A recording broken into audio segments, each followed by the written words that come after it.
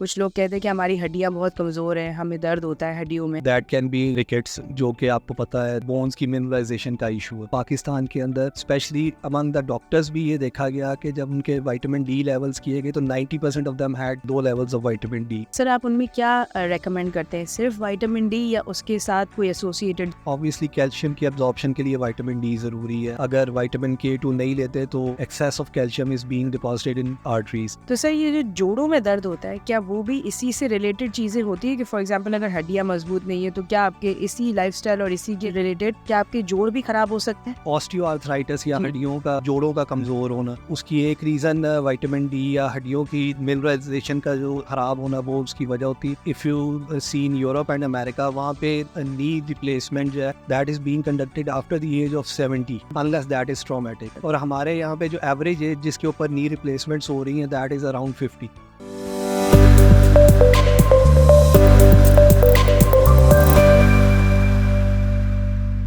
अस्सलाम वालेकुम, welcome to the bone zone.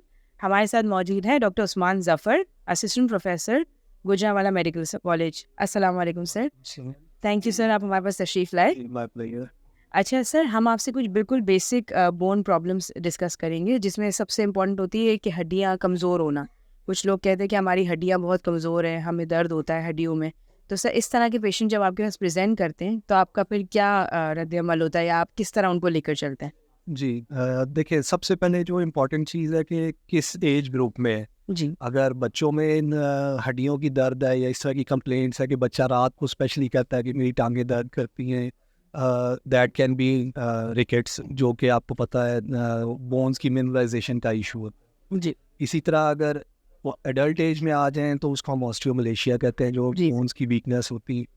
अच्छा, इसके अलावा जर्नल भी हमारे यहाँ पे विटामिन डी डेफिशिएंसी की वजह से स्पेशली फीमेल्स के अंदर मोस्टली जो हमारे पास जो ओपीडी के अंदर फीमेल पेशेंट्स आती हैं वो जनरलाइज माइल्जियाज और बैक पेन और इन चीज़ों की कंप्लेंट करती हैं। जी।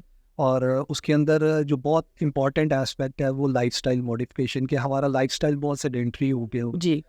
हमारा खाने की रूटीन ठीक नहीं है और जो हम खाते हैं वो भी यूजली प्योर नहीं है। हम फास्ट फूड और जंक फूड इन चीज़ों पे ज़्यादा रिलाई करते हैं, तो उसकी वजह से हमारी जो बोन्स के अंदर विटामिन डी है that is very much deficient.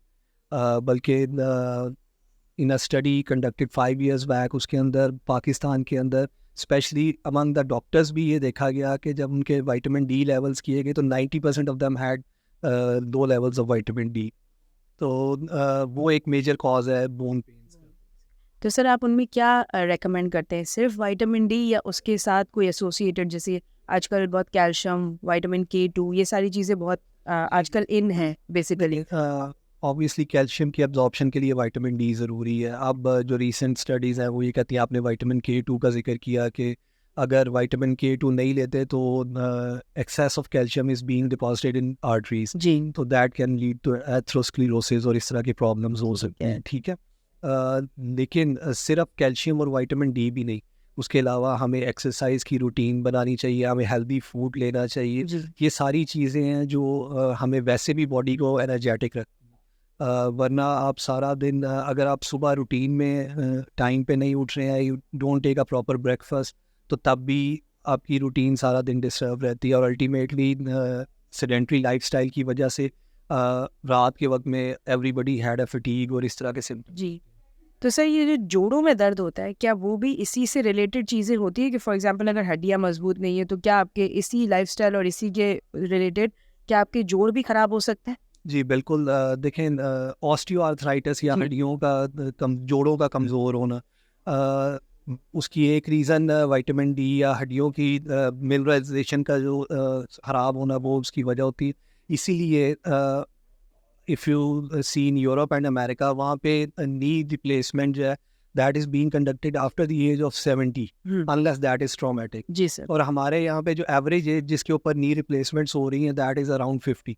और इसका मतलब ही ये है कि हमारी हड्डियाँ इतनी कमज़ोर हैं कि वो 50 साल के ऊपर जवाब दे जाते हैं और उसी की वजह से जोड़ जो है वो ऑस्टियोआर्थराइटिक होते हैं।